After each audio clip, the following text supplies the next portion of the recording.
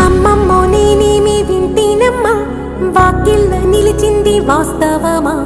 ఇన్నాళ్ల గాయాలు మాయమమ్మా, అచ్చంగా ఈ రోజు నాదేనమ్మా. కన్న ప్రాణాలు ఉల్లాస తోరణమాయేనమ్మా,